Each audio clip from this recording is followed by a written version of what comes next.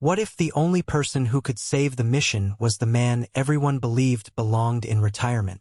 The first failed start echoed across the helicopter pad with a hollow mechanical cough that immediately drew every eye toward the aircraft.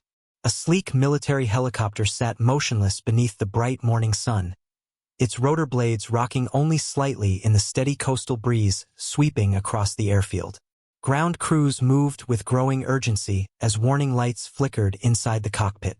Technicians surrounded the aircraft carrying diagnostic equipment, while maintenance trucks rolled into position one after another. The mission had been scheduled down to the minute, and every passing second increased the tension hanging over the flight line. Staff Sergeant Kyle Morgan folded his arms across his chest and watched another technician disconnect a diagnostic cable before shaking his head in frustration. "Try it again," he called toward the cockpit. The pilot pressed the ignition sequence once more.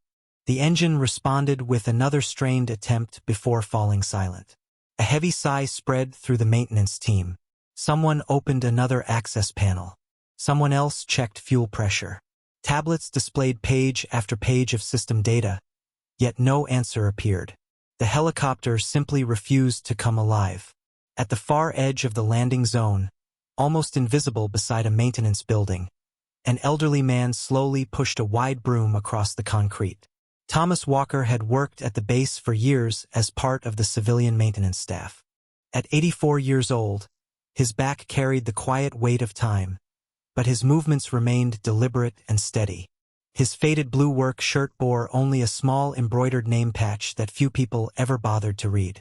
Most of the younger service members knew him only as the old groundskeeper who swept the hangars before sunrise and collected trash long after everyone else had gone home. Thomas paused briefly when he heard the second failed engine start. His pale blue eyes lifted toward the helicopter. He listened without moving, the broom resting lightly in both hands. There was no urgency on his face. No curiosity either. Only quiet attention. Kyle noticed the old man watching and smirked toward two nearby mechanics. "Looks like we have another expert," he said loudly enough for several people to hear. A few chuckled without looking away from the aircraft. Kyle walked several steps toward Thomas with the casual confidence of someone completely certain of his own importance. "Morning," he said. "Enjoying the show?" Thomas offered a polite nod. "Just listening." Kyle laughed. "Listening." He glanced back toward the helicopter where certified technicians continued working around the open engine compartment. "Good thing we have trained mechanics instead of spectators with brooms." More laughter followed from several younger crew members. Thomas smiled faintly and lowered his eyes back to the concrete. He resumed sweeping as though the remarks had drifted away with the wind. Dust gathered into neat lines beneath the broom while another unsuccessful ignition attempt echoed across the runway. This time Thomas stopped again. His head tilted almost imperceptibly. His expression changed for only a heartbeat before settling back into complete calm. The sound had reached somewhere deep inside his memory, but no one standing nearby noticed. Kyle certainly did not. He shook his head and muttered, "This machine is smarter than half the people standing around it." Thomas quietly looked toward the spinning rotor one more time before returning to his work. He never offered advice. He never interrupted the technicians. He simply listened to the silence that always followed the engine's final failed breath, as though it were telling him something everyone else had forgotten how to hear. The third attempt ended exactly like the first two. The starter engaged, the rotor shuddered, warning tones sounded through the cockpit, and then everything fell silent except for the disappointed sighs of the maintenance crew. A flock of gulls lifted from the edge of the runway, startled by the brief burst of mechanical noise before settling once more along the distant shoreline. Warm air shimmered above the concrete as technicians gathered around open access panels, comparing digital readouts that seemed to contradict one another. One specialist replaced a sensor module. Another disconnected and reconnected electrical harnesses. A senior mechanic studied maintenance records on a rugged tablet while quietly shaking his head. Every approved procedure had been followed. Every system reported within acceptable limits. Yet the helicopter refused to leave the ground. Staff Sergeant Kyle Morgan paced beside the aircraft with growing frustration. "Run another diagnostic," he ordered. "There has to be something the software missed." A technician looked up from the tablet. "We already have, Sergeant." "Twice." Kyle frowned. "Then run it a third time." No one argued. Fingers moved quickly across touchscreens while another engine test sequence began loading.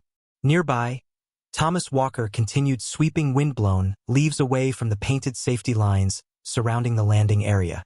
His broom moved with slow, even strokes that never seemed rushed despite the urgency unfolding only yards away. Every so often he paused to listen as another system check echoed across the tarmac. His eyes remained fixed on the helicopter for only a heartbeat before returning to the ground beneath his feet. To everyone else, he looked like an elderly groundskeeper simply doing his job. Kyle noticed him again and could not resist another remark. "Still listening?" he called with a grin. Thomas nodded politely. "Yes." Kyle laughed. "Well, if listening could repair aircraft, we would already be airborne." Several younger mechanics smiled without looking away from their work. Thomas answered with the same quiet expression. "Sometimes machines tell you where to look." Kyle shook his head in amusement. "This is not an old pickup truck, sir. This aircraft has more computers than an office building." Thomas gently rested both hands on the top of the broom handle. "Computers still listen to machines." The sentence hung in the warm morning air for only a moment before disappearing beneath another failed ignition attempt. This time the silence afterward seemed even heavier. One mechanic rubbed his forehead. Another quietly closed an access panel before opening it again, hoping repetition might reveal what technology had missed. A maintenance truck backed closer while fresh tool cases were unloaded onto the concrete. At the edge of the flight line, Chief Warrant Officer James Carter stepped outside the operations building carrying a clipboard. He had intended only to confirm departure times before the scheduled flight, but the unusual gathering around the helicopter immediately caught his attention. He watched the technicians moving from one inspection point to another with increasing concern. Delays of this kind were rare. Complete uncertainty was even rarer. As he approached, Kyle gestured toward the elderly groundskeeper with another playful smile. "Careful, Chief," he joked. "Our newest aviation consultant is already analyzing the problem with a broom." A few quiet laughs followed. James glanced briefly toward Thomas. The old man neither defended himself nor acknowledged the joke. Instead, he stood perfectly still with his head tilted ever so slightly, listening as another technician attempted to engage the engine. The rotor twitched. The starter strained. The sound faded almost immediately. Thomas slowly closed his eyes for less than a second, as though measuring something no instrument on the flight line could record. When he opened them again, he looked calmly toward the rotor assembly instead of the engine compartment. James noticed the subtle shift and found himself studying the elderly man more carefully. There was nothing theatrical about him, nothing eager to impress. Yet there was also nothing casual in the way he listened. It was the quiet focus of someone hearing a familiar voice after many years of silence. Chief Warrant Officer James Carter remained where he stood, his eyes moving back and forth between the silent helicopter and the elderly groundskeeper holding nothing more than a worn broom. Around them, the maintenance crew continued replacing perfectly functional components simply because every logical explanation had already been exhausted. Another technician climbed onto the maintenance platform beside the engine housing while a second mechanic compared live sensor readings against archived performance data. Every number appeared normal. Every system insisted the aircraft should be ready to fly. Yet the rotor still refused to gather speed. Staff Sergeant Kyle Morgan let out a frustrated breath and looked toward Thomas Walker once again. "You seem interested," he called with a sarcastic smile. "Go ahead. Tell us what is wrong with it." Several mechanics looked over with amused expressions, expecting another quiet smile from the old groundskeeper. Thomas rested both hands on the broom handle and looked toward the helicopter instead of Kyle. For several seconds he said nothing. His pale blue eyes followed the slow movement of the rotor blades rocking gently in the wind. He listened as another technician engaged the starter. The familiar mechanical sequence echoed across the flight line. The engine attempted to respond. The vibration traveled through the air. Then everything stopped exactly where it had before. Thomas lowered his eyes briefly before speaking in a calm voice that was barely louder than the breeze. "Stop checking the engine." Silence followed. Kyle blinked before laughing openly.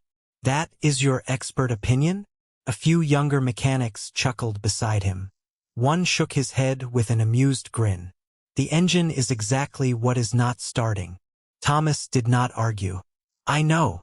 Kyle spread his hands dramatically. "Then maybe explain how a helicopter starts without an engine." More laughter drifted across the concrete. Thomas simply looked toward the rotor assembly again. "The engine is trying to do its job." His voice remained steady. "Something else is preventing it from finishing." Kyle folded his arms. "And you figured that out by sweeping the runway?" Thomas answered with the same quiet patience he had carried all morning. "No," he glanced toward the aircraft once more. "I heard it." Kyle smirked. "You heard it?" Thomas nodded. "Yes." The younger sergeant looked around at the maintenance crew. "Ladies and gentlemen, forget diagnostic software. We only needed better hearing." Another round of laughter followed, but it faded more quickly than before. Chief Warrant Officer James Carter never joined in. He continued studying the old man's face instead. There was no uncertainty behind Thomas's words. No attempt to impress anyone. He sounded like someone recognizing an old friend after decades apart. James slowly stepped closer. "Sir," he asked respectfully, "have you worked on helicopters before?" Thomas smiled faintly without taking his eyes off the aircraft. "A long time ago. This model." Thomas paused. "Not exactly this one." James noticed the careful wording. "But something similar?" Thomas gave the smallest nod. "Close enough." Before James could ask another question, another failed start attempt echoed across the airfield. Thomas quietly closed his eyes once again, listening until the final mechanical click disappeared into silence.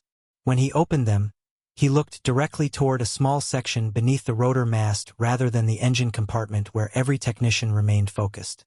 James followed the direction of his gaze without understanding why.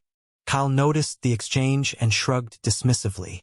"Chief, with all due respect, we have certified aviation mechanics here. We are not taking maintenance advice from a retired groundskeeper." James did not answer immediately. His attention remained fixed on Thomas Walker, who had already resumed sweeping the concrete as though the conversation had never happened. Yet one sentence continued echoing inside James's mind more loudly than the failed engine itself. "Stop checking the engine." There was something unsettling about how naturally the old man had said it, as though he had solved this mystery once before many years earlier. The next failed start echoed across the flight line with exactly the same uneven rhythm, and the sound stopped Thomas Walker where he stood. His broom rested motionless against the concrete as the mechanical sequence faded into silence. For everyone else, it was another frustrating failure. For him, it was a voice from another lifetime. The bright morning sunlight dissolved into the pale gray haze of decades earlier. He was no longer an elderly groundskeeper standing beside a modern airfield. He was a young combat mechanic wearing grease-stained fatigues on a rough forward operating base where helicopters landed and departed from steel landing mats surrounded by endless dust. Rotor blades cut through the humid air while crews hurried between aircraft carrying tools instead of computers. There were no digital diagnostic screens, no automated fault reports. Every answer depended on trained eyes, careful hands, and ears that learned to recognize when a machine sounded different from the day before. A seasoned crew chief stood beside Thomas with one hand resting against the helicopter's fuselage. He never looked toward the engine compartment. Instead, he quietly listened through the vibration traveling across the airframe. "Do not chase the loudest sound," the older mechanic had told him with calm certainty. "The real problem almost never announces itself." Thomas remembered placing his own hand against the metal skin just below the rotor mast. The vibration felt wrong. Not stronger, not weaker, simply different. A small mechanical linkage hidden beneath a protective panel had failed to align correctly after repeated temperature changes. The engine was healthy. The fuel system was healthy. Every gauge appeared normal. Yet one overlooked component prevented the startup sequence from completing exactly as designed. It had taken experienced ears instead of expensive equipment to discover it. The memory shifted once more. A helicopter that everyone believed was grounded had lifted smoothly into the morning sky only minutes after the tiny adjustment was made. Before climbing aboard, the pilot had smiled toward Thomas and offered a simple nod filled with gratitude. No speeches, no medals, just quiet trust earned through knowledge carried inside countless ordinary workdays. The memory disappeared as quickly as it had arrived. Thomas opened his eyes and found himself once again standing on the clean concrete of the modern military base. The helicopter before him looked newer, faster, and filled with technology that would have seemed impossible many decades earlier. Yet the final sound before every failed start carried the same faint hesitation he had heard long ago. Time had changed the aircraft. It had not changed the language of machines. Nearby, Chief Warrant Officer James Carter continued watching him with growing curiosity. He noticed the brief, distant expression crossing Thomas's face, the unmistakable look of someone remembering rather than guessing. "Sir," James asked quietly, stepping closer so the others would not overhear, "have you heard that sound before?" Thomas answered without looking away from the helicopter. "More than once." James studied him carefully. "Recently?" Thomas smiled gently. "Not recently." He paused before adding, "Long enough ago that most people stopped talking about it." James felt an unexpected chill despite the warmth of the morning. Thomas had not sounded nostalgic. He had sounded certain. Across the landing zone, Staff Sergeant Kyle Morgan continued directing technicians from one inspection point to another, unaware that the elderly groundskeeper had already stopped watching the engine altogether. Thomas's eyes remained fixed on the upper section beneath the rotor assembly where the faintest vibration traveled through the aircraft each time the starter engaged. James followed his gaze once again. He could not explain why, but for the first time that morning he found himself wondering whether everyone on the flight line had been searching in exactly the wrong place. Quietly slipping his phone from his pocket, he turned away from the others and scrolled to a number very few people ever called unless something truly unusual had happened. The contact displayed only one title: General Robert Hayes. Chief Warrant Officer James Carter stepped several yards away from the gathering maintenance crew before pressing the call button. Around him, the steady hum of generators mixed with distant aircraft taxiing along the runway, but his attention remained fixed on the phone pressed against his ear. The line connected almost immediately. "General Hayes," came the calm voice from the other end. James stood a little straighter. "Sir, I apologize for interrupting your schedule." "Go ahead, Chief." James glanced back toward the helicopter where technicians continued working without progress. Thomas Walker quietly swept another narrow strip of concrete as though nothing unusual had happened. "Sir, we have an aircraft on the flight line that refuses to complete its startup sequence. I have already received the maintenance report." "Yes, sir. This is something different." A brief silence followed. "Explain." James lowered his voice. "There is a civilian groundskeeper here named Thomas Walker." Another pause. "What about him?" James carefully chose each word. "He listened to the helicopter for less than a minute and told us to stop checking the engine." General Hayes did not answer immediately. "Did he explain why?" "No, sir." "Then why are you calling me?" James looked once more toward the elderly man. Because he did not sound like he was guessing. The general remained silent long enough for James to wonder whether the call had dropped. Finally, a quiet question came through the receiver. "Thomas Walker?" "Yes, sir." 84 years old? James blinked in surprise. "Yes, sir." "White hair, blue eyes, works civilian maintenance." "That is correct, sir." The silence that followed felt heavier than before. James heard papers shifting across a desk before a chair slid sharply backward. When General Hayes spoke again, the calm tone had changed completely. "Chief, is Mr. Walker still standing beside that helicopter?" "Yes, sir." "Has anyone asked him to inspect the aircraft?" "No, sir." "Has anyone dismissed what he said?"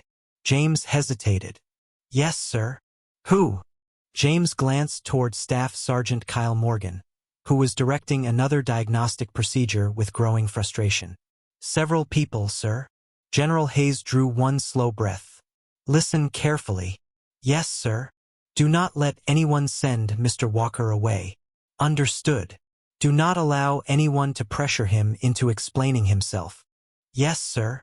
Most importantly, do not authorize another major component replacement until I arrive. James frowned slightly. Sir, you are coming personally? Immediately. Your command meeting? It can wait. The call ended without another word. James slowly lowered the phone, trying to process what had just happened. He had worked under General Hayes for years and had never once seen him interrupt an operational planning session for a civilian employee. Whatever connection existed between the general and Thomas Walker clearly reached far beyond ordinary military protocol.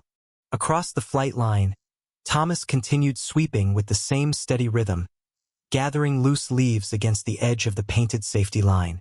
Staff Sergeant Kyle Morgan walked past him carrying another maintenance checklist and shook his head with a faint grin. Still listening to helicopters? He asked. Thomas looked up politely. Yes. Kyle smiled with amused disbelief. Well, if your broom starts fixing aircraft before our mechanics do, I will be the first one to congratulate you.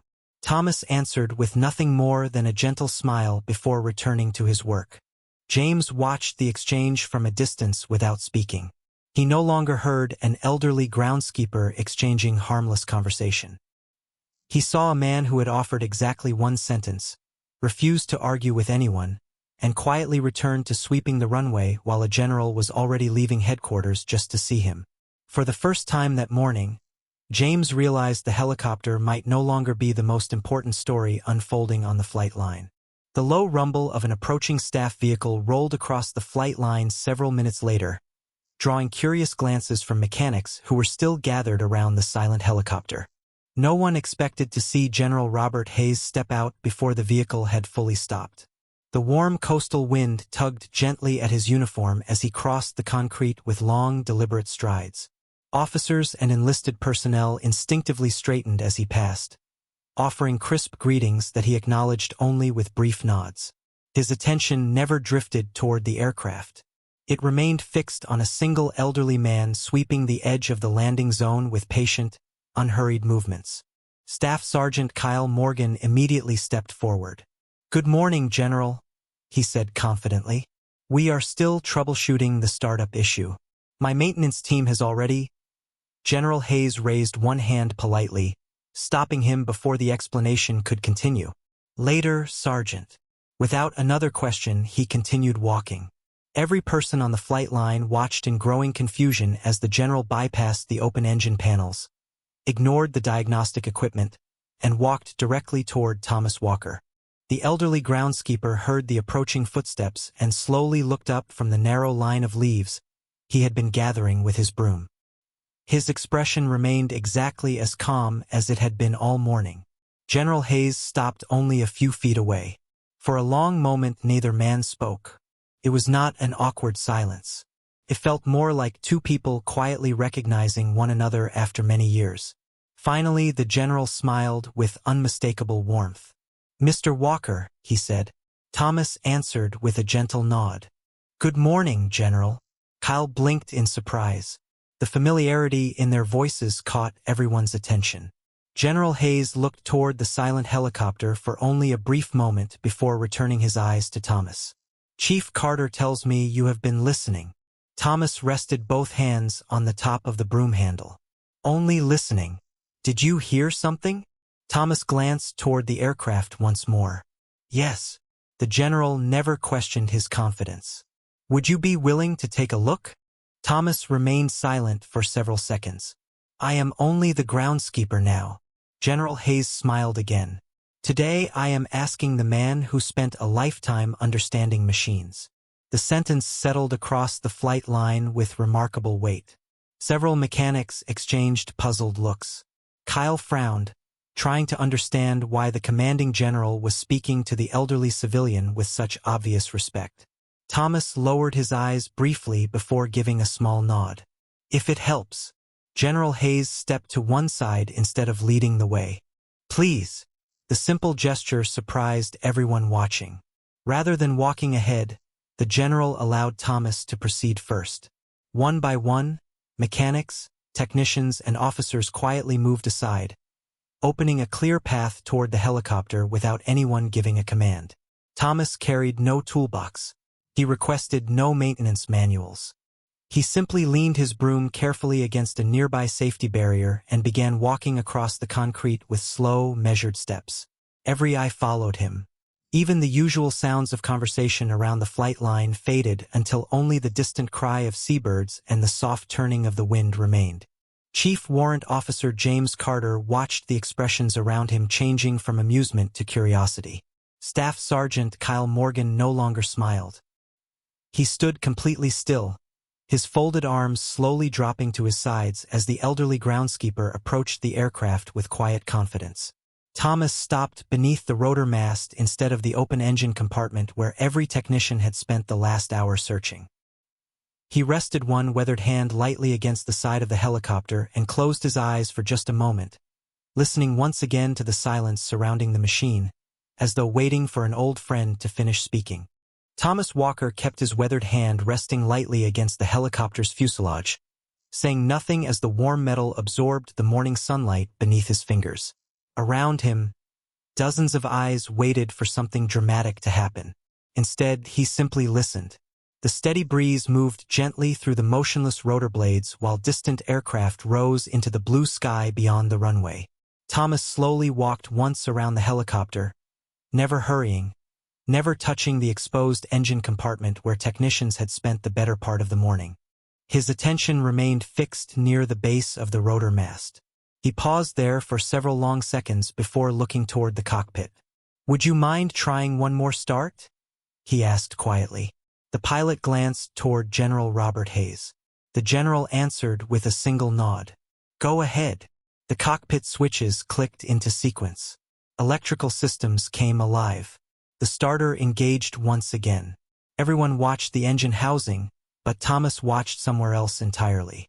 As the familiar vibration passed through the airframe, he gently lifted one hand toward a small inspection panel beneath the upper transmission housing. Before the startup sequence reached its usual stopping point, he quietly raised his other hand. "Stop!" The pilot immediately released the controls. Silence settled across the flight line once again. Thomas stepped closer to the panel and pointed toward a narrow mounting bracket secured by several fasteners. "Please remove this cover." One mechanic frowned. "That compartment is not connected to the engine controls." Thomas nodded politely. "I know." The mechanic hesitated before looking toward General Hayes. "Do it," the general replied without hesitation. A technician retrieved the proper tool and carefully removed the small access cover. It took less than a minute. When the panel came free, everyone leaned forward. At first nothing appeared unusual. Then the lead mechanic reached inside with a flashlight. His expression changed almost instantly. "Hold on," he whispered. Another technician climbed onto the maintenance platform beside him. They exchanged a quick look before one of them carefully adjusted a small linkage assembly positioned just behind the mounting bracket. "This alignment pin is partially out of position," the mechanic said quietly. "It is preventing the startup sequence from completing." Staff Sergeant Kyle Morgan stepped closer in disbelief. "How did every diagnostic miss that?" The lead mechanic slowly shook his head. "Because the sensors only confirmed the systems were responding. They never identified why the sequence stopped." He looked back toward Thomas. This fault would only reveal itself while listening to the timing between the rotor engagement and the transmission lock. No one spoke. The mechanic secured the linkage, replaced the panel, and climbed down from the platform. Thomas quietly stepped away from the aircraft, returning to the same place where he had first stopped beneath the rotor mast. "Try again," he said gently. The pilot restarted the sequence. The familiar electrical hum filled the morning air. This time the starter continued without hesitation. The engine settled into a smooth, confident rhythm. Rotor blades accelerated steadily until they formed a graceful blur against the bright blue sky. A deep, Healthy vibration rolled across the flight line, completely different from every failed attempt that had come before. Several mechanics looked at one another in stunned silence. One removed his headset and simply stared at the now fully operational helicopter. Staff Sergeant Kyle Morgan remained motionless, his eyes fixed on the elderly groundskeeper standing several yards away with empty hands. Thomas had never touched a tool. He had never opened a manual. He had not connected a computer or questioned anyone's expertise. He had listened, remembered, and quietly pointed everyone toward the answer. General Robert Hayes watched the helicopter rise smoothly into idle power before turning back toward Thomas. A quiet smile crossed his face, not because the aircraft was finally ready to fly, but because the man everyone had mistaken for an ordinary groundskeeper had once again allowed experience, humility, and patience to speak louder than technology ever could. The steady rhythm of the helicopter echoed across the flight line with quiet confidence, replacing the uneasy silence that had dominated the morning. Mechanics who had spent hours searching through diagnostic reports now stood motionless, their attention fixed not on the aircraft but on Thomas Walker. The elderly groundskeeper simply stepped back from the helicopter as though his part in the morning had already ended. He reached for the old broom leaning against the safety barrier and brushed a small patch of windblown leaves away from the painted line with the same patient movements everyone had ignored only an hour earlier. General Robert Hayes watched him for a long moment before taking 2 slow steps forward. Every conversation around the landing zone faded. The technicians lowered their tools. Pilots removed their headsets. Even the maintenance vehicles idled quietly in the background as every eye turned toward the general. He stopped directly in front of Thomas. The elderly veteran looked up with a calm expression, neither proud nor embarrassed by what had just happened. General Hayes spoke clearly enough for everyone nearby to hear. "Mr. Walker," he said. "Thank you." Thomas smiled gently. "I only pointed them in the right direction." The general shook his head. "You did much more than that." He turned slowly toward the gathered mechanics and aircrew. "Every one of us trusts technology because it helps us see what we cannot. But technology still depends on people who understand what they are hearing, what they are feeling, and what experience teaches over a lifetime." His eyes returned to Thomas. "Some lessons cannot be downloaded into a computer." Staff Sergeant Kyle Morgan lowered his gaze toward the concrete. The confidence that had fueled every sarcastic remark earlier that morning had completely disappeared. He replayed every joke inside his mind and found none of them worth smiling about anymore. Thomas noticed the younger sergeant standing silently a few yards away. Without hesitation, he walked over until they faced one another. Kyle looked up slowly. "Sir," he said quietly, "I owe you an apology." Thomas offered the same warm smile he had carried throughout the day. "You do not owe me anything." Kyle shook his head. "I judged you before I knew who you were." Thomas answered gently. "That happens more often than people realize." The words carried no bitterness, only understanding. General Hayes observed the exchange before taking one measured step backward.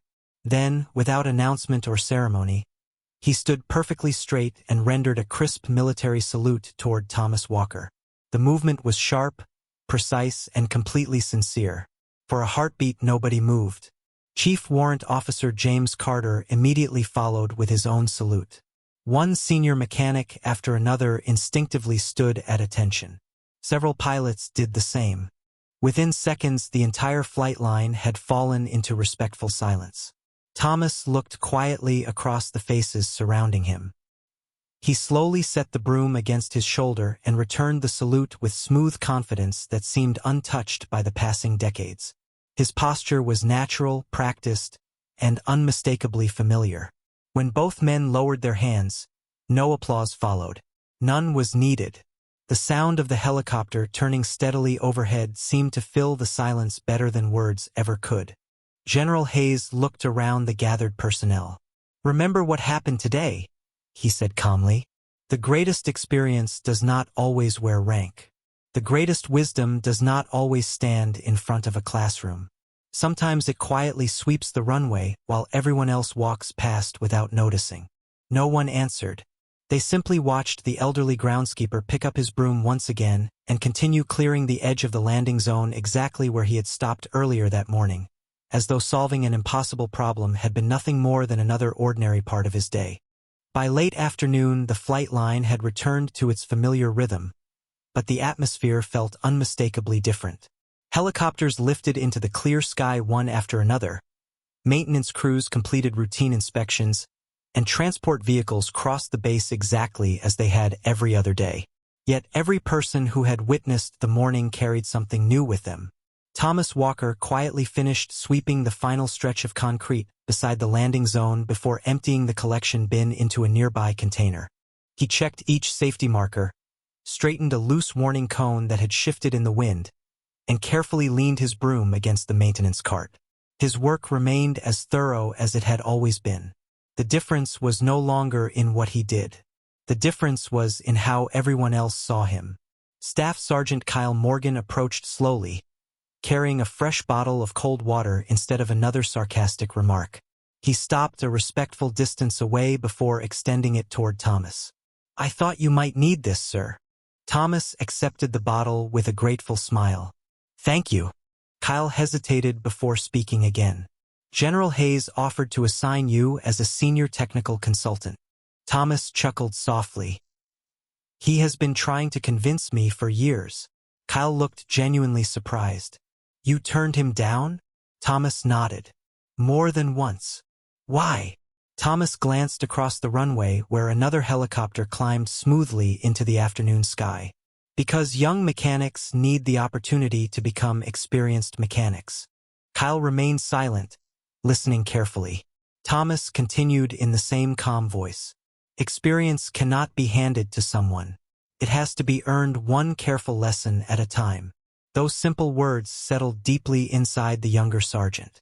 A few minutes later, General Robert Hayes walked over carrying a small folder beneath one arm. "I thought I might ask one last time," he said with an easy smile. "My answer has not changed," Thomas replied kindly before the general could continue. Hayes laughed quietly. "I suspected as much." Instead of insisting, the general extended his hand. Thomas shook it firmly. No cameras recorded the moment. No formal ceremony interrupted the workday. It was simply two men who respected one another sharing a quiet farewell beside an active flight line. Before leaving, General Hayes turned toward the nearby mechanics. "Make certain every new technician hears today's story," he said. "Not because of the helicopter, but because of the man." No one forgot those words. Over the following months, new personnel arriving at the base occasionally noticed the elderly groundskeeper moving calmly between hangars before sunrise. Veterans who had been there longer always greeted him first. Mechanics often paused to ask his opinion before assuming a complicated problem required complicated answers. Staff Sergeant Kyle Morgan became one of the first to introduce Thomas to younger service members, never mentioning the jokes he had made that morning. Instead, he simply said, "If Mr. Walker ever tells you to listen more carefully, do exactly that." Thomas never corrected anyone, never reminded them what had happened, and never spoke about the years he had spent keeping helicopters flying under far different skies. Every evening he placed the same old broom inside the maintenance shed, locked the door, and quietly walked toward the parking lot with the unhurried confidence of a man who had long ago stopped measuring his worth by recognition. The helicopters continued flying. The missions continued. New generations replaced old ones. Yet one lesson remained on that flight line long after the tire marks faded from the concrete. The greatest expertise rarely announces itself, true honor never demands attention, and the people who carry the deepest wisdom often look exactly like the ones everyone else forgets to notice.